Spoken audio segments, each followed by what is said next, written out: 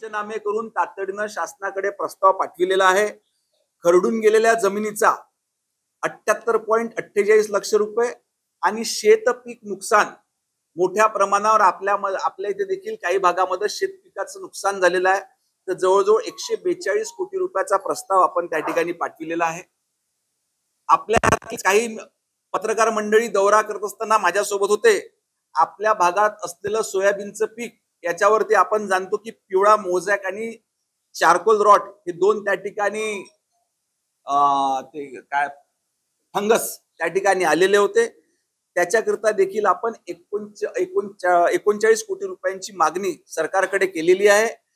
September महिन्यात देखील काही ठिकाणी घरांची आणि गोठ्यांची नुकसान झालेली आहे. त्याचा देखील आपण जवळजवळ 1.25 कोटी रुपयाचा प्रस्ताव शासनाकडे त्या ठिकाणी पाठविलेला आहे. आज पितीस आपल्या इथे रोगाने प्रादुर्भाव झालेली शेतकरी संख्या ही 42,837 आणि त्याच्यामुळे बाधित झालेलं क्षेत्र हे 45,884 हेक्टर आहे. शेतपीक नुकसान जर का पकडलं तर शेतकरी संख्या जवळजवळ 1,49,546 ही सर्वेच्या माध्यमातून शेतकरी संख्या आपल्या लक्षात आली आहे. आणि त्यांचं बाधित झालेलं जे क्षेत्र आहे ते 1,67,476 हेक्टर अशी आहे. तर अशा पद्धतीची परिस्थिती सध्या वर्धा जिल्ह्यामध्ये देखील आहे. त्या संदर्भात आपण देखील काही ग्राउंड रिपोर्ट्स त्या ठिकाणी घेतले आहेत. तर आपल्याला देखील विनंती आहे की आपल्या देखील काही सूचना आपल्या माध्यमातून आमच्यापर्यंत जर का आल्या तर आम्ही सरकारच्या माध्यमातून त्या ठिकाणी सोडविण्याचा प्रयत्न करू. पीक पाहणीच्या व्यतिरिक्त आपण हे जे पंचनामे या ठिकाणी केलेले आहे त्याला आपण मदत करणार. त्यांनी दिली आणि चौकशी करू, आपण त्याच्यावर कारवाई करू. महाबीज अंजी केवाय तर आपण तसे स्पष्ट निर्देश त्या ठिकाणी कृषी सहाय्यकांना दिलेले आहे. कृषी सहाय्यक त्या ठिकाणी जाऊन केवायसी करून देतो आहे. जर ज्या लोकांचं होत नाहीये ती यादी घेऊन आपण पुन्हा त्या ठिकाणी ऑफलाईन मदत करू.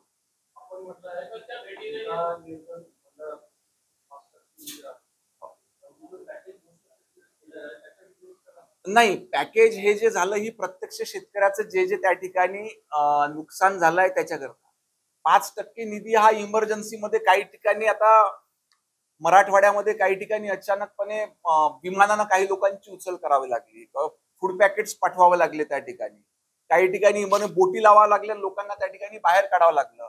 तर हे त्याच्याकरताच आहे.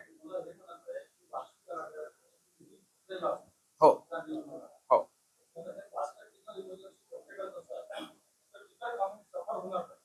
नाही, प्रत्येक हेड मधलं आता त्याच्यामध्ये 5% प्रत्येक हेड मधलं थोडं थोडं कमी करून जर का अशी इमर्जन्सी काम कुठं करायचं आहे तर ते इमर्जन्सी काम प्रायोरिटीवर करण्यात येईल. त्यातला एका हेडवरती अतिशय निग्लिजिबली कमी होईल, पण आज प्रायोरिटी आपल्याला त्या ठिकाणी द्यायची आहे. म्हणजे फॉर एक्झाम्पल आपण डीपीडीसीतून काय करतो, ठरलेले हेड आहे की नगरपालिका क्षेत्रामध्ये इतके कामं करायचे, जिल्हा परिषद क्षेत्रामध्ये इतके कामं करायचे, ग्रामपंचायत मध्ये त्यातला सर्वातला हेड थोडा थोडा कमी करू इमर्जन्सी मध्ये इथे लागले तर. पण आज प्रायोरिटीवर आपल्याला हे करणं आवश्यक.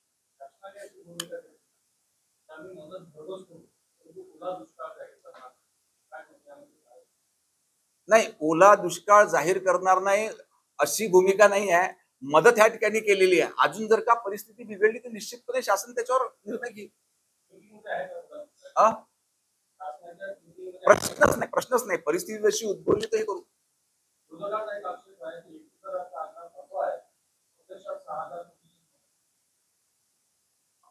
मला असं वाटते इतिहासात कधी एवढी भरघोस मदत कधी विरोधक करू शकले नाही. त्याच्यामुळे ते स्वतः सांगत आहे की हा फसवा आकडा आहे.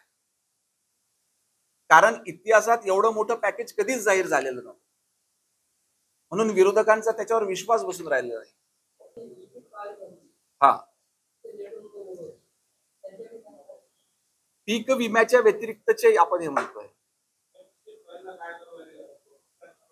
नाही, पंचनामे केले ना शासनाने. पंचनामे म्हणजे प्रशासनाने पंचनामे करून शासनाकडे त्या ठिकाणी पाठविलेले आहे. आता सध्या नाही, शासना जो आलेला आहे डाटा सर्व ज्या ज्या ठिकाणी पंचनाम्यामध्ये नुकसान दर्शविलेलं आहे त्या ठिकाणी मदत करणार सर्वांना.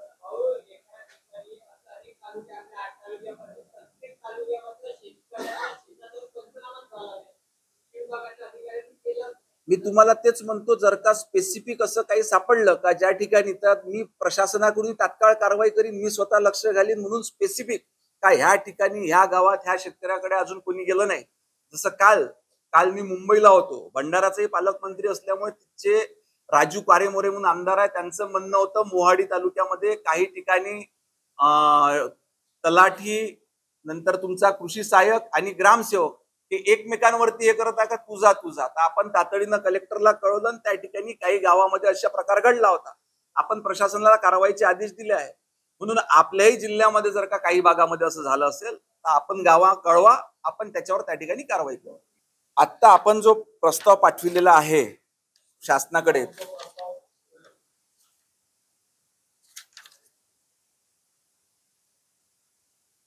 तो आपल्या इकडे जमिनी खरवडून जाण्याच्या ज्या क्रायटेरियानुसार आपण 78.48 लक्ष रुपयाचा फटका जमीन खरवडून जाण्याच्या हेडवरती. परंतु आपल्या इथं खरं नुकसान जे झालं आहे ते शेत पिकाचं झालं आहे. पिकाचं मोठ्या प्रमाणावर नुकसान झालेलं आहे, त्याचा 142 कोटी रुपयाचा पाठविलेला आहे.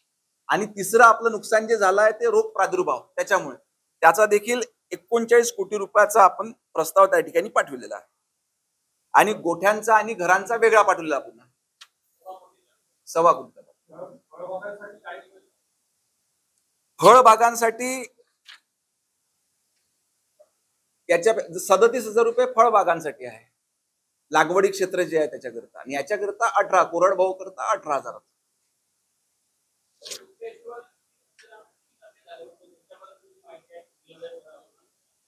मी प्रशासनाकडून घेतलेली माहिती ही 100% पंचनामे झाल्याची आहे. ज्या ठिकाणावरून तक्रारी येतील का आमच्या भागात पंचनामे झाले नाही किंवा सिद्ध झालं तर त्याच्यावर आपण कारवाई करू. प्रश्नच नाही, जबाबदार व्यक्तीवर कारवाई करू. याच्या आधी पंचनामे सुरू करायच्या आधी देखील आपण प्रशासनाची मीटिंग घेतली आणि गंभीरतेनं फील्डवर जाऊन पंचनामे करण्याच्या सूचना कलेक्टर ऑफिसमध्ये बसून आपण त्या ठिकाणी प्रशासनाच्या सर्व अधिकाऱ्यांनी दिलेल्या आहेत.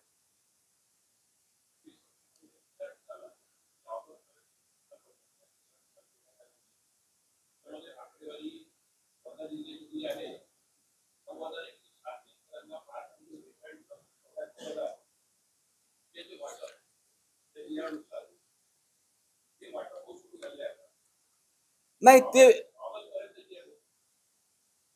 ते दिलेलं आहे ना आपण. टोटल जे आपलं आता वाटप झालेलं आहे जिल्ह्यामध्ये ते 10.8 कोटीचं वाटप झालेलं आहे. म्हणजे जी रक्कम आपल्याला आली आहे त्याच्यापेक्षा 55 लक्षचं आपण अधिकचं वाटप केलेलं आहे. आपण सर्वजण जाणतो की नुकतीच संपूर्ण महाराष्ट्रात करून विदर्भामध्ये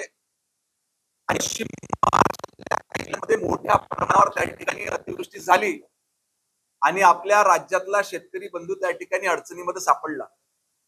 याच्याकरिता राज्य सरकारनं मे जून महिन्यामध्ये देखील काही मदत त्या ठिकाणी केली होती.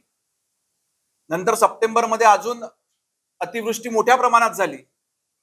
या अतिवृष्टीच्या संकटातून बाहेर काढण्याकरिता, शेतकऱ्यांना बाहेर काढण्याकरिता त्या ठिकाणी राज्याचे मुख्यमंत्री सन्माननीय देवेंद्र फडणवीस साहेब आणि राज्याचे उपमुख्यमंत्री सन्माननीय शिंदे साहेब आणि सन्माननीय अजितदादा पवार यांच्या नेतृत्वात महायुतीच्या सरकारने शेतकऱ्यांना मदत करण्याकरिता एक पॅकेज त्या ठिकाणी घोषित केलं. याची घोषणा माननीय मुख्यमंत्री महोदयांनी 2 दिवसाआधी केली आणि आपल्याला देखील वृत्तपत्राच्या माध्यमातून आणि त्यांच्या पत्रकार परिषदेच्या माध्यमातून याची माहिती मिळालेली आहे. याच अनुषंगाने आजची आपण ही पत्रकार परिषद या ठिकाणी बोलविलेली आहे. यावेळेस मी आपण वर्धा जिल्ह्यामध्ये देखील आधीच्या काळात म्हणजे सप्टेंबर महिन्याच्या आधीच्या काळात काही ठिकाणी अतिवृष्टी झाली होती तर काय मदत त्या ठिकाणी शासनाच्या वतीनं करण्यात आली आणि याच्या व्यतिरिक्त अजून ह्या पॅकेजच्या व्यतिरिक्त आपण लोक समाजाच्या वेगवेगळ्या भागामध्ये राहता आपल्या देखील काही सूचना याच्यामध्ये अपेक्षित आहे, जेणेकरून आपल्या सूचना घेऊन त्या ठिकाणी शासनापुढे मांडून अजून त्याच्यामध्ये काही सुधारणा आपण त्या ठिकाणी करू शकू. याच्याकरता आजची पत्रकार परिषद प्लस आपल्या सर्वांसोबत चर्चा संवाद या ठिकाणी ठेवलेला आहे.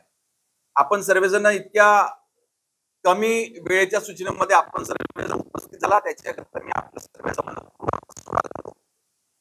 माझ्याकडे असलेली थोडी माहिती आपल्यापर्यंत पोहोचवण्याचा प्रयत्न करतो. हिंगणघाट समुद्रपूर भागामध्ये मोठ्या प्रमाणात झालं, नंतर देवळीतल्या मतदारसंघामध्ये देखील काही भागामध्ये मोठ्या प्रमाणावर नुकसान झालं.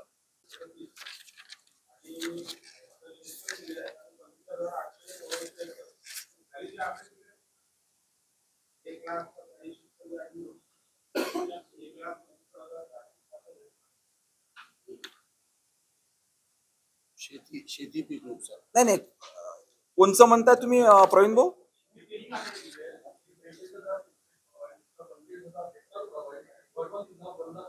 एक दिला आपण रोगाने प्रादुर्भाव झालेला 42,000चं. शेतकरी संख्या किती आहे जे रोगामुळे जे आपण गेलो, समजा आता मी सेलू तालुक्यामधल्या 5-6 गावात गेलो होतो मी, त्या ठिकाणी ते लक्षात आलं सोयाबीनवर ते चारकोल रॉट वगैरे जे झालं, तर हा प्रादुर्भाव आहे.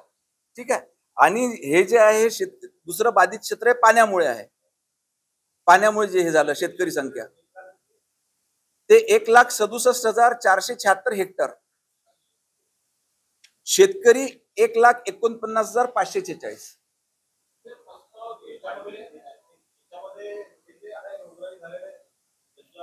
ते 42,000 वेगळे, 42,000 वेगळे, हे शेतकरी वेगळे. दोन्ही आकडे प्लसही करू शकतो आणि काही काही ठिकाणी याच्यामध्ये हे म्हणजे पाण्यामुळे नुकसान झालं आहे आणि याच्यामुळे नुकसान झालं आहे. दोन्ही मदत मिळेल, दोन्ही मदत.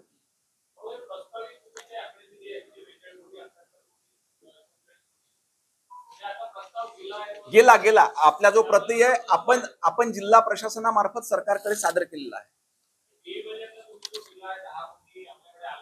हो,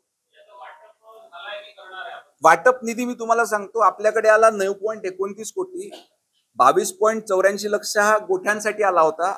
याची टोटल काही 10.8 कोटी होत नाही. आपण वाटप केलेला निधी याच्यामध्ये -55 लाख आपण जास्त वाटलेले आहे, कारण त्या ठिकाणी परिस्थिती अशी झाली होती 55 लाख रुपये आपल्याला शासनाकडून पुन्हा घेणे आहे ते जुन्या याच्यात वाटून झाले. हे मे महिन्यातली जी परिस्थिती झाली त्याची आहे.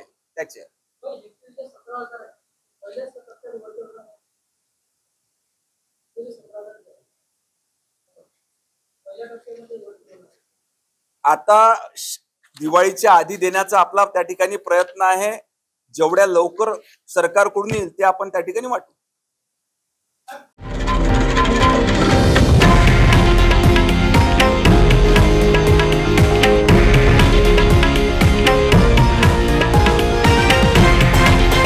हे आहे देशातील नंबर 1 न्यूज नेटवर्क आणि आपण पाहत आहात TV9 मराठी, एकमेव.